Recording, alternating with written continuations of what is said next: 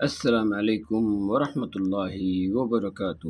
جناب محترم ساحل ادیم بھائی، سننے میں آیا کہ آپ کو میڈیا سے اور مین اسٹریم میڈیا اور نیوز چینل سے بین کر دیا ہے، تو سر میں آپ کو سلوٹ کرتا ہوں، اور آپ یہ بالکل بھی نہیں بھولیے گا کہ میں آپ کے ساتھ تنہا میں آپ کے ساتھ کھڑا ہوں، اس حق کے ساتھ کھڑا ہوں جو آپ بیان کر رہے ہیں۔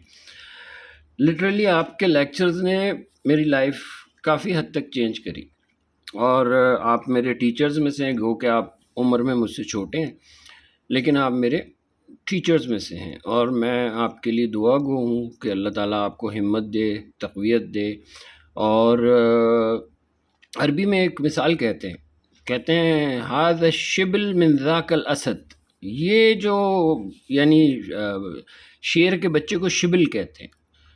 تو میں نے پھر آپ کے والد صاحب کے بارے میں جب اس دن آپ کی ہی ایک پوڈ کاسٹ میں سنا تھا کہ انہوں نے کچھ جنرل ضیاء کے دور میں کچھ لکھا تھا، تو ان کو یہاں سے ملک بدر کر دیا گیا تھا، تو پھر مجھے سمجھ میں آیا کہ یہ سلسلہ کہاں سے چل رہا ہے، یہ بریونس کہاں سے آ رہی ہے، اور کیوں ہر انسان اس طرح سے نہیں بول سکتا، کیوں ہم لوگ قرآن کریم بھی بیان کرنے سے ڈرتے ہیں۔ اور اس کے بعد جناب علی آج وہ پوڈ کاسٹ دیکھا جو ارشاد بھٹی صاحب کے ساتھ تھا، تو اس میں یہ جو مولانا صاحب ہیں، میں ان کا نام نہیں لینا چاہوں گا، میں صرف یہ کہوں گا کہ یہ مولانا صاحب کہنے لگے کہ جو شخص انجینئر، ہمارے استاد محترم انجینئر محمد علی مرزا کے بارے میں کہنے لگے کہ جو شخص صحابہ کرام کو، اولیاء کرام کو اور علماء کو گالیاں دیتا ہو، اس کو میں گالیاں ہی دوں گا۔ سر کوئی ایک ویڈیو استاد محترم انجینئر محمد علی مرزا کی نکال کے دکھائیے جس میں انہوں نے کسی صحابی کو یا کسی نبی کو یا کسی عالم کو گالی دی ہو، گالی جیسے آپ گالی دے رہے ہیں نا، اس طرح سے استاد محترم انجینئر محمد علی مرزا نے کسی کو گالی دی ہو۔ وہ بیان کرتے ہیں حدیث، وہ آپ لوگوں کے مکتبہ فکر کے عقیدے کے خلاف ہوتی ہے، تو آپ لوگ بجائے حدیث کو ایکسیپٹ کرنے کے، وہ جو لقمہ نہیں اتر رہا ہے گلے سے، اس کو ایکسیپٹ کرنے کے بجائے آپ لوگ گالیاں دینا شروع ہو جاتے ہیں۔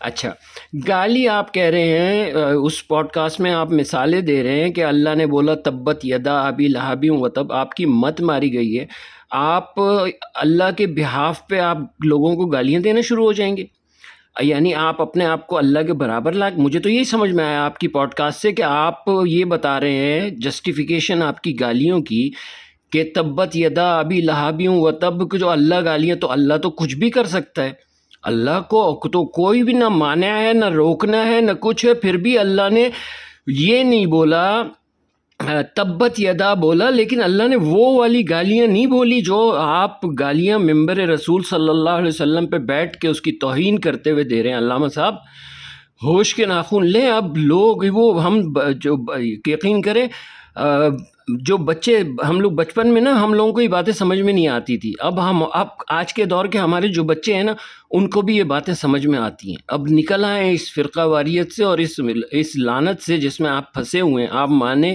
یا نہ مانیں۔ سر آپ اتنی بڑی لعنت میں پھنسے ہوئے ہیں جس کی کوئی انتہا نہیں۔ میں بالکل صاف گوئی سے میں کام لوں گا، جیسے ساحل ادیم بھائی حق کے ساتھ کھڑے ہوتے ہیں، میں حق کے ساتھ، میں حق کی بات کر کے آپ کو بتا رہا ہوں کہ علامہ صاحب آپ غلط ہیں۔ آپ کس طرح سے قرآن کی آیات کو لے کے اپنی گالیوں کو جسٹیفائی کر رہے ہیں، جبکہ رسول اللہ صلی اللہ علیہ وسلم کی حدیث ہے کہ جو منافق کی نشانیوں میں سے چوتھی نشانی ہوتی ہے، پہلی بات تو اذا تحدث کذب، جو بات کرتا ہے تو جھوٹ بولتا ہے، وہ اذا وعد اخلف۔ ہاں جی، تو آپ نے انجینئر صاحب سے 2 دفعہ پوڈ کاسٹ کرنے کا، وہاں پہ آنے کا، وہ نیو چینل پہ آنے کا وہ کیا، آپ نے وعدہ کیا، آپ بھاگ گئے۔ میں حسن ظن ایک ٹن نہیں رکھتا، میں کہہ رہا ہوں آپ نے جھوٹ بولا اور پھر اس کے بعد آپ نے وعدہ خلافی کی۔ وہ اذا تمن خان، آپ کے پاس امانت رکھوائی تھی، علم، اللہ کے نبی کی احادیث، آپ نے اس میں خیانت کی، اللہ کے نبی کی احادیث میں اور قرآن میں آپ نے خیانت کی اپنے ذاتی مفادات کے لیے، اس فرقہ پرستی کو ہوا دینے کے لیے، اور آپ بول رہے ہیں ہم فرقہ پرستی ختم کر رہے ہیں۔ ارے آپ لوگوں نے تو امت کو فرقوں میں ڈالا ہے، فرقہ پرستی آپ لوگ کہاں سے ختم کر رہے ہیں؟ اگر آپ فرقہ پرستی ختم کریں تو آپ من کنت مولا فہذا علی مولا اپنے ممبر سے بیان کریں، 2812 ویح عمار تقتلہ الفئۃ الباغیہ یدعوہم الی الجنۃ ویدعونہ الی النار. یہ آپ بیان کریں اپنے ممبر سے امام صاحب، یہ آپ کو امانت رکھوائی گئی تھی جس میں آپ نے خیانت کری ہے. آپ نے پوری صحیح بخاری و مسلم میں سے صرف وہ مطلب کی احادیث نکالیں جس پہ آپ چیختے ہیں، گلا پھاڑتے ہیں. سر آپ یہ احادیث بھی بیان کریں اگر آپ صاحب حق ہیں تو.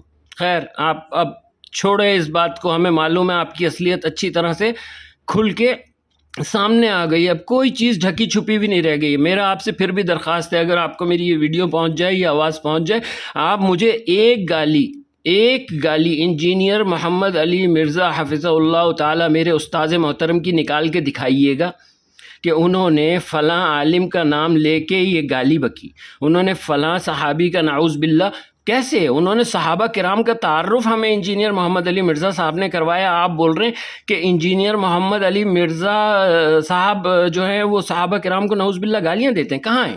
آپ دکھائیں، آپ لائیں، ایک گالی آپ لا کے رکھیں. یقین کریں میں آپ کا آ کے آپ کے وہیں پہ لاہور میں آ کے آپ کے ہاتھ پہ بیعت کروں گا. آپ ایک گالی نکال کے دکھائیں، وہ والی گالی جس طرح کی گالیاں آپ ہمارے استاذ محترم کو دے رہے ہیں.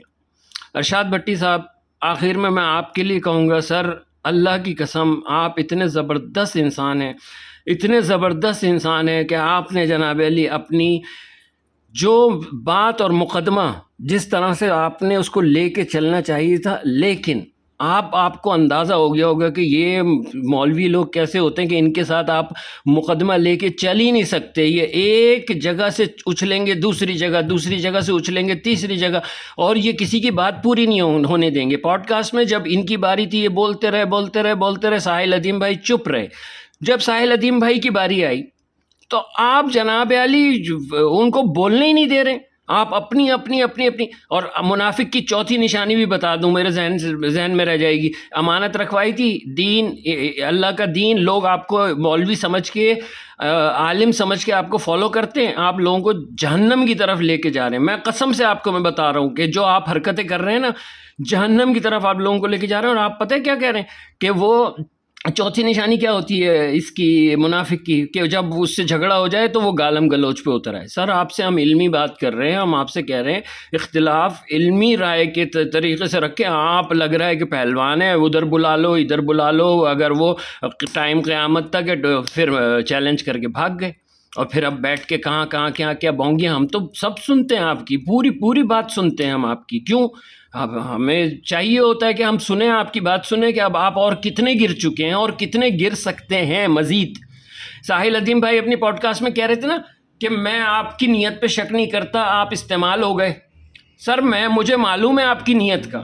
علامہ صاحب میں آپ کے والد صاحب کے دور سے آپ کو جانتا ہوں، آپ مجھے شاید نہیں جانتے ہوں گے، آپ یقین کریں میں بچپن سے آپ کو جانتا ہوں. میں انہی اطراف کے خاندان میں پلا بڑا ہوں، اور میں آپ کو بہت اچھی طرح سے جانتا ہوں. وہ کہہ رہے ہیں نا، میں تو یعنی یہ کہہ رہا ہوں میں آپ کی نیت پہ شک نہیں کر رہا، مگر میں کہہ رہا ہوں آپ استعمال ہو گئے. مگر میں آپ کو بتا رہا ہوں کہ آپ استعمال نہیں ہوئے، آپ جان بوجھ کے گئے ہیں وہاں پہ انویٹیشن میں، اور آپ کا نام سلیکٹ نہیں ہوا، سلیکٹ کروایا گیا ہے بڑی تک و دو اور ایفرٹس پٹ کر کے. سر یہ باتیں آپ چھوڑیں. اور بھی جو لوگ ہیں نا آپ کی طرح کے پینل پہ جتنے بھی لوگ ہیں، میں سب لوگوں کو الحمدللہ بہت اچھی طرح سے جانتا ہوں.